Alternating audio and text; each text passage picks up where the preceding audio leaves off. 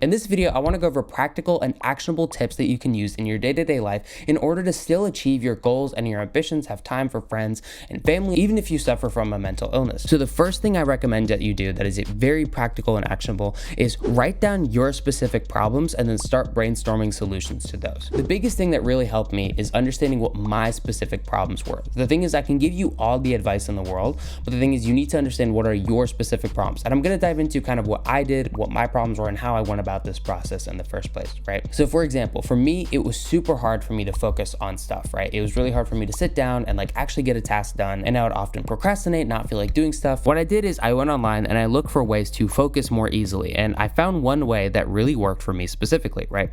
What I recommend you do is like find an issue. So like if focus is an issue, go online and try and find several different methods of improving your focus. So the method that really worked for me was Pomodoros, right?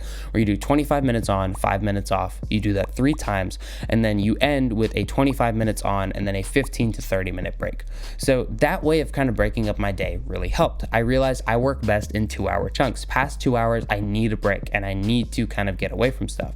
Another thing that really helped with my focus was I realized I cannot watch too much TV or too much YouTube, because the more YouTube and TV I watch, the harder it is for me to focus because my mind just wants to keep going back to that. Another big thing I realized with focus is, like having regular snack breaks, having breaks for water, stuff like that. Oftentimes I would just get like really hyper focused on something and I would just forget to drink water, I'll forget to eat, and that'll make it hard for me to stay focused for a prolonged period of time. So taking regular breaks, snacking, stuff like that really helped.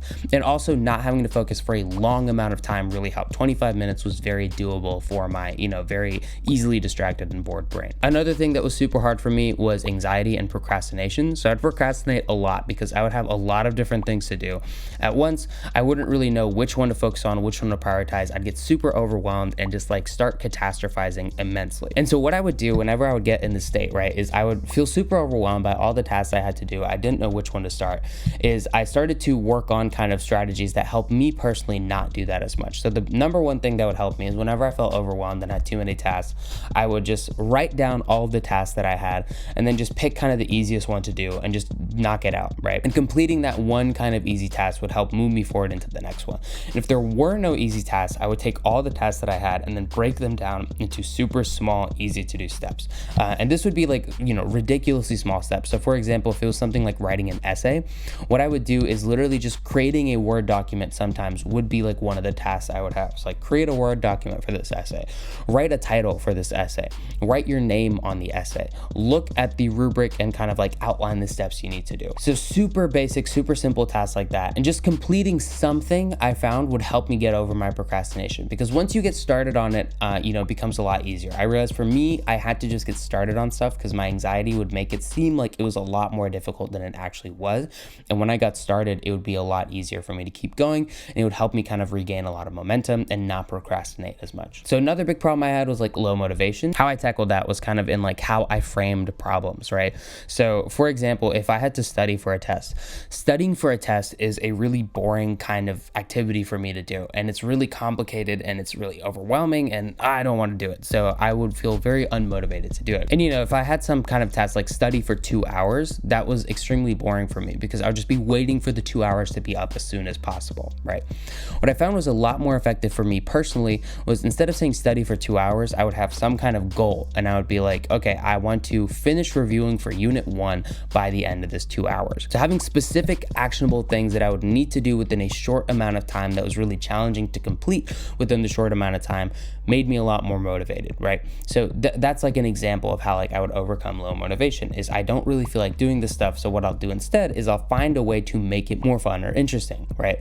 So studying for 2 hours is boring, but trying to review like maybe 3 units within 2 hours, which is super hard to do, that might actually make me a lot more engaged and motivated. Now it's kind of a challenge. It's something that kind of excites me and there's a little bit of urgency to it, right? Because I'm only giving myself 2 hours to study for these 3 units. So if I don't cover those 3 units in those 2 hours, I just won't get the time to. So it'll like kind of incentivize me, it'll make it more exciting, and it will make it a lot more pressing and urgent, which will make it easier for me to get motivated for it. Energy was also a big thing, so if you have depression, if you have anxiety, your energy can be sapped very, very often. So to focus on energy, what I would kind of try to do is implement a lot of things that would increase my energy and decrease my stress, because I realized my stress for me personally was what was kind of lowering my ability to have high energy, stuff like that. So what what I did was I started meditating, which helped me kind of manage my stress a lot better. I started doing yoga, which also helped me manage my stress. Exercise also dramatically increased my energy. And I switched to a vegan kind of cleaner diet. And for me personally, that worked really well. I don't recommend everyone go vegan or anything like that, but like find a diet that works really well for you. I've also had a very meat heavy diet in the past, and it's also worked really well. I found that a high variety of plants and just having a lot of plants in my diet really helps. There's research on this. There's a book called Fiber Fueled. I'm going to pop up here. Really recommend you read that if you've struggled with energy problems for a long time. So there are some kind of examples of like what I would do is, I would have like a specific problem, so like procrastination or something like that. Then I would go online, kind of research a ton of different solutions, try all of them out, and see what worked best for me. And a lot of the times too, I would just come up with creative kind of ways to help me solve the problem. So again, something like, low motivation or something like that, I would notice like, okay, what is making me not want to do this task? And then I would kind of change the task in a way where it made it more exciting for me. So figure out your specific problems, figure out specific solutions that work for you, try out a ton of different stuff, and then once you find stuff that works, really stick to it. So the kind of next part will be on effective studying and planning techniques that I use that really help me. So for effective studying, this is really more applicable to college students and stuff like that. However, if you are a working professional, you can kind of use the principles behind this and kind of apply it to your working life, right? So the main principle that we're looking at is you want to focus on doing the most effective stuff possible. You don't want to do filler stuff. You don't want to do stuff that seems like it's being productive, but it doesn't actually move you forward a lot. So for example, with studying, like rereading your notes or reading your notes or, highlighting and stuff like that is something a lot of people will do, but it's incredibly ineffective for actually memorizing and like getting stuff done or actually understanding the concepts that you're doing. So try and find and focus on the most effective study techniques. And so the most effective study techniques are active recall, right? So active recall is basically where you kind of will read your notes, you'll read everything, and then you'll put your book away, you'll put your notes away, everything away, no material to help you, and you'll just kind of teach everything out loud, kind of to an imaginary person, an imaginary classroom, and you'll kind of say it all from memory, and you'll actively recall it without any assistance. So this can be super helpful, right? So like that's one of the hardest ways to study, but if you do that, you'll really like thoroughly test your understanding. A way to kind of enhance this is if you do want to do like study groups, or if you have friends in your class and stuff like that, what you can do is kind of be the study leader of the group, sit everyone down, and then explain all the concepts to them. And then they'll ask you a lot of questions and stuff like that. They'll be like, hey, I don't really get this. Can you explain this more? Or how does this work and stuff like that? And this can really help you deepen and strengthen your knowledge a lot. When you're studying on your own too, though, try and like ask yourself questions, make yourself stumble. Try and understand the material as deeply as possible. Think of any possible problems that you may have with your understanding, anything that may be off in your understanding, like go as deep as you can, and that will dramatically help. Have a clear outline too for your studying. Don't just study for 2 hours. An example of this would be like study for unit 1. First, focus on these specific chapters in unit 1. Maybe focus on this specific concept for now, stuff like that. So for example, when I was doing machine learning, I focused on just support vector machines for one day. I really understood all of the math behind them and the conceptual understanding. Then the second day, maybe I would do practice problems for support vector machines. You want to have specific topics or things in mind. You don't want to just kind of freestyle and be like, I'm going to study. That never works. The next big thing is kind of planning. So with planning, like a lot of people are very turned off by planning, and I can understand that. You want to have some spontaneity and fun in your day, but the thing is, planning should never get in the way of spontaneity and fun. The reason that it does for a lot of people is they're way too rigid with planning. If you have a schedule, and it doesn't mean you have to stick to it, right?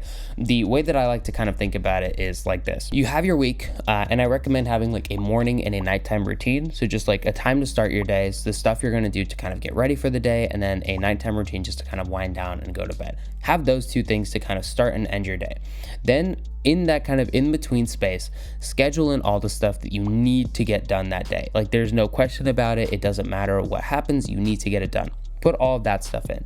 Then schedule in stuff that you want to do, and then stuff that's really optional to do, right? Once you have those things scheduled in, what you can do to kind of keep the benefits of planning, which is, like having better control over your day and stuff like that, and also having the benefits of spontaneity, is you can do all the stuff that you need to do. Make sure that gets done. But then like, let's say, if someone calls you up to hang out or to, do something fun, you can kind of see like, okay, is there a ton of stuff that I need to get done that I cannot move around? Can I move this to another day? Is there another time that I can do the stuff that I have to do for the rest of the day? And if so, go ahead and move it. But if not, make sure that you go ahead and finish it up and try and reschedule with your friends, see if they can do later in the day when you are done with your stuff like that. What this can do is when you have the need stuff, like you'll make sure to actually get the stuff done that it's high priority that needs to get done.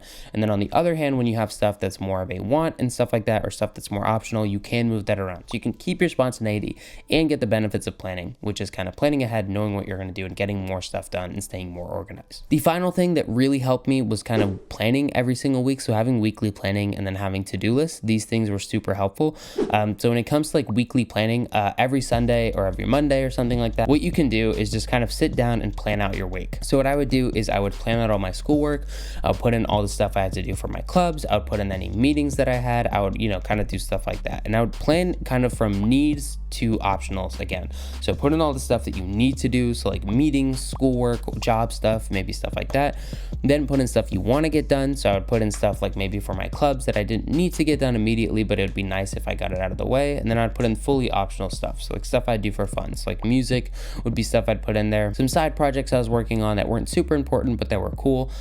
Stuff like that. I would put all of that into the calendar. Doing that every single week was super helpful. Helped me not get as overwhelmed because I had a clear idea of what it was that I needed to get done, what was going on, stuff like that. To-do lists also like help a ton. Like I had one app called Todo, which I'm going to pop up right here, which was super helpful. What I would basically do is every time I had some kind of task or something I needed to get done, I would put it into this app, and like that helped me a lot with not forgetting things. For me, it was really easy to forget tasks, forget things I had to do because I had so much going on. So every time I got a task, I would just put it into that to-do list on my phone really quick, and it'd be synced up to my laptops and everywhere like that. You can also use things like Notion and stuff like that. Google Calendar has like the kind of tasks stuff that you can use. Lots of different apps you can use. I recommend using a to-do list that's digital, preferably. You can use kind of more pen and paper to-do lists as well. Just make sure you have them on you at all times. So I hope that this video helps. Just to kind of recap, identify the specific problems that you really struggle with, and then go online, look up solutions, and find the ones that work best for your specific problems, and make sure you list them out so you really have a good idea of what they are. Focus on effective studying and planning techniques. Really look at active recall and stuff like that. And then when you're planning, you don't have to be too rigid. Make sure that you have flexibility, and the way that you can maintain flexibility while planning is to have a kind of needs, so like have stuff that you need to get done, have stuff you want to get done, and have stuff that's optional. You can move around the stuff that you want to get done and that's optional. Then the final thing is weekly planning and to-do lists. If at the beginning of the week you kind of plan out your week, this can really help with reducing overwhelm and knowing kind of what you're going to do. And to-do lists help you with not forgetting important tasks. So I hope that this video helps. Thank you so much for watching, and take care.